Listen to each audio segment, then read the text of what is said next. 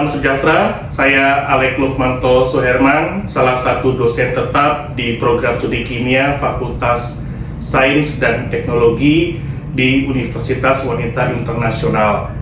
Hari ini saya akan memaparkan salah satu materi kuliah yang saya ampu sebagai salah satu bentuk sertifikasi dosen Kemendikti Saintek tahun 2026.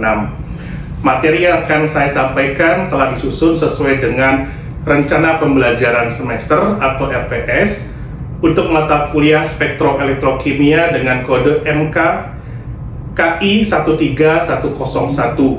Ini merupakan mata kuliah keilmuan dan keahlian MKK dengan bobot 3 SKS, dan setelah kami susun untuk RPS-nya, adapun capaian pembelajaran mata kuliah atau CPMK ada dua. Yang pertama adalah mampu menjelaskan, menganalisis, dan mengintegrasikan prinsip dasar spektroskopi, elektrokimia, dan spektroelektrokimia untuk memahami mekanisme reaksi elektrokimia dan karakterisasi spesies kimia secara in situ berdasarkan kaidah ilmiah dengan menjunjung tinggi etika akademik dan keselamatan kerja laboratorium.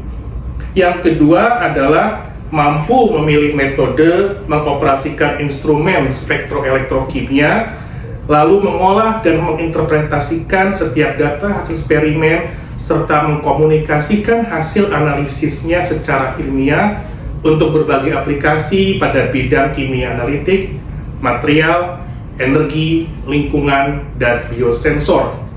Sedangkan untuk kemampuan akhir tiap tahap belajar atau sub CPMK-nya ada dua. Yang pertama adalah menunjukkan sikap religius, jujur, disiplin, bertanggung jawab, serta menerapkan kaidah etika akademik dan prinsip keselamatan dan kesehatan kerja selama mengikuti perkuliahan.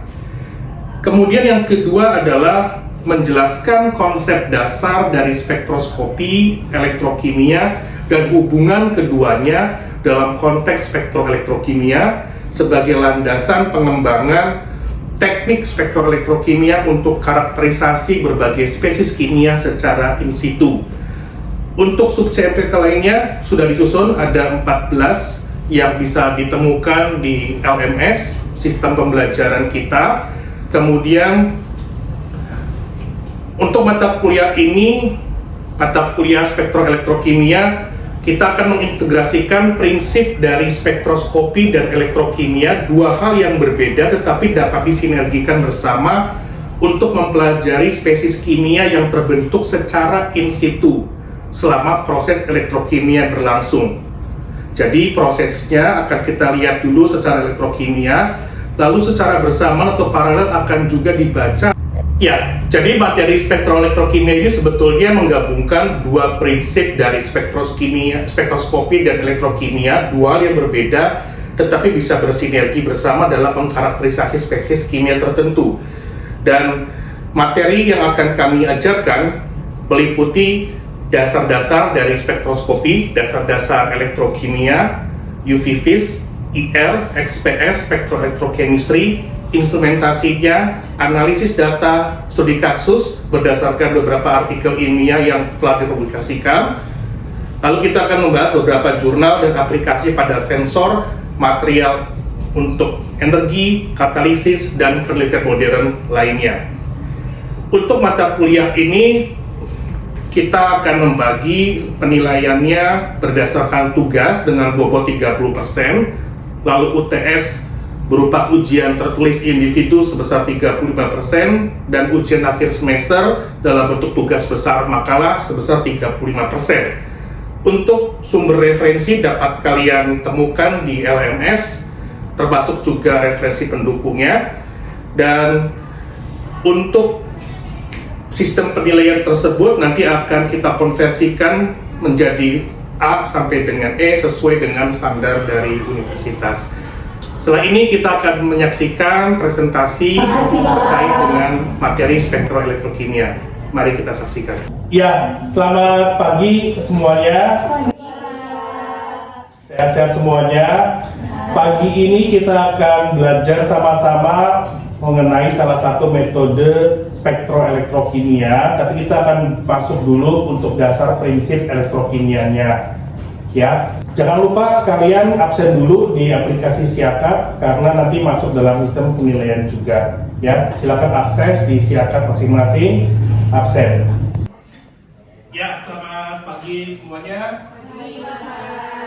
Hari ini kita akan belajar sama-sama untuk mata kuliah spektroelektrokimia, tapi untuk sebagai pengantar di pertemuan kedua, kita harus menguasai terlebih dahulu konsep dasar dari elektroanalisis khususnya voltametri. Karena ketika kita belajar spektroelektrokimia, kita harus bisa memahami perbedaan prinsip dasar antara teknik spektroskopi dan elektrokimia. Nah, hari ini kita akan melihat dulu untuk elektrokimianya. Salah satunya adalah teknik voltametri. Kalian akan bisa pelajari lebih lanjut di textbook ini, Scope and West, bahwa voltametri itu kita ingin mengukur arus yang dihasilkan karena perbedaan potensial yang diterapkan pada elektroda. Lalu dari fenomena reaksi kimia yang mengalami reaksi redox, kita akan melihat sistem elektrochemical tersebut untuk mendapatkan informasi kualitatif maupun kuantitatif. Teknik ini bisa banyak sekali diaplikasikan untuk analisis logam berat, ya, senyawa anorganik, kemudian organik, dan juga sistem bioelectrochemicals. Dan nanti kita akan pelajari sama-sama, ada banyak turunan teknik dari voltametri, misalkan linear sweep, ada pulse voltametri, ada differential pulse voltametri, dan juga cyclic voltametri.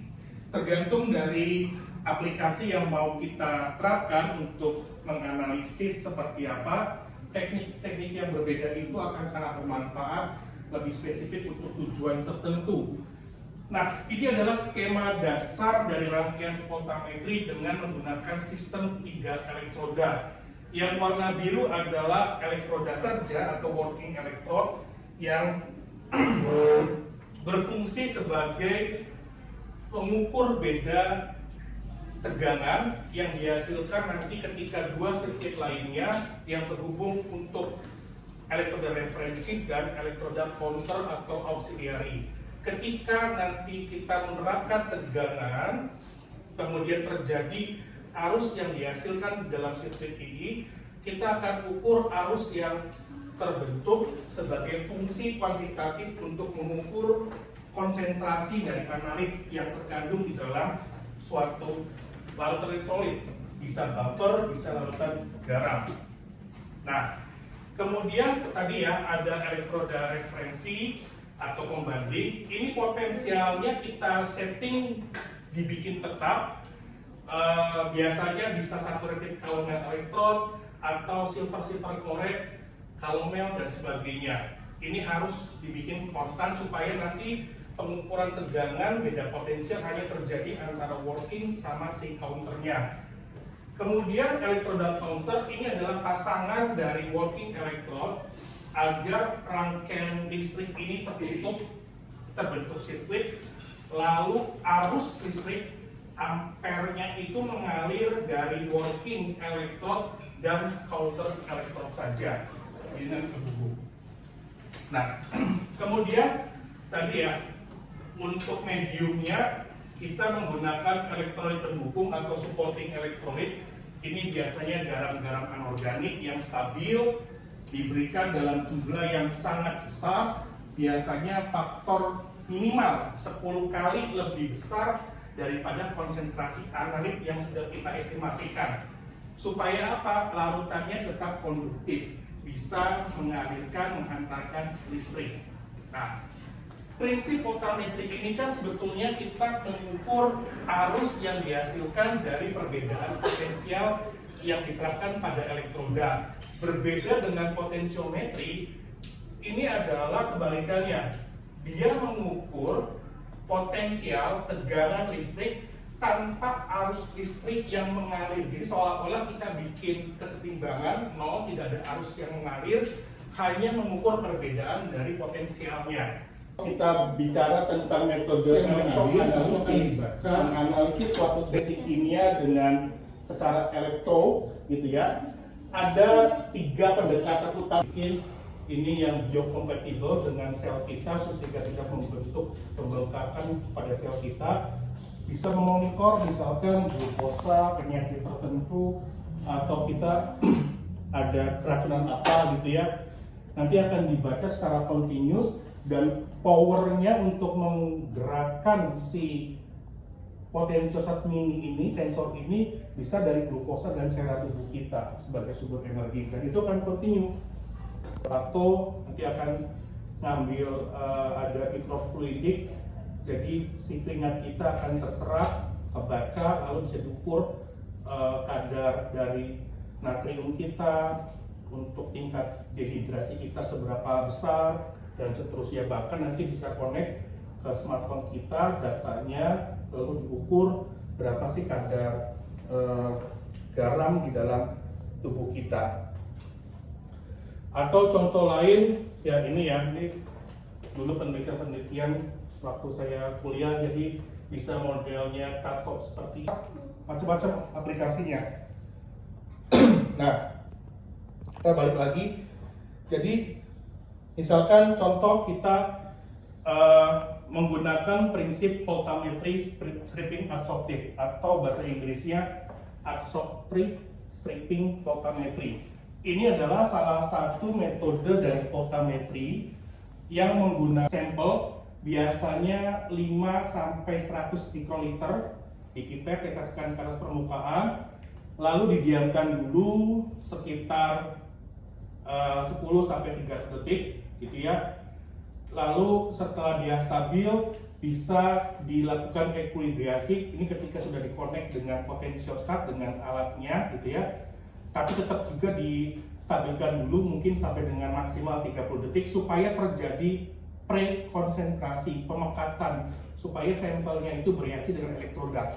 Nah, ini adalah material yang aktif, bisa bentuknya karbon, nanotube, atau bisa juga silver, bisa emas, tergantung kebutuhan. Ini contohnya karbon.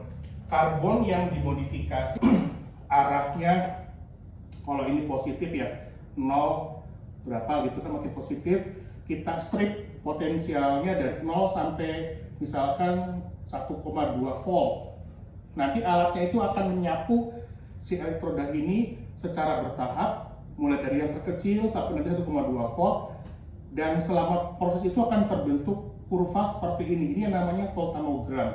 Sampelnya nggak tahu, ya bisa saja terjadi 3 puncak oksidasi yang berbeda. Puncak pertama, puncak kedua, puncak ketiga, menunjukkan sampel anion pertama, anion kedua, anion ketiga dengan konsentrasi yang berbeda-beda.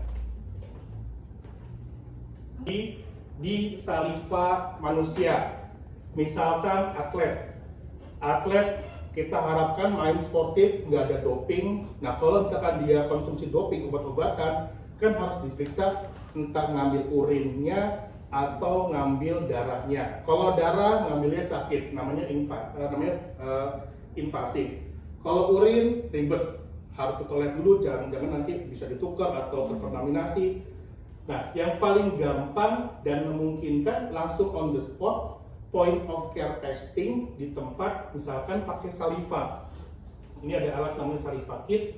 Jadi dikumpulkan dulu salivanya, harus ditabung, tambahkan buffer, dikocok supaya homogen. Lalu kalau mau langsung dipakai, dicek bisa. Kalau mau disimpan pada suhu biasanya 4 derajat Celcius, suhu kulkas.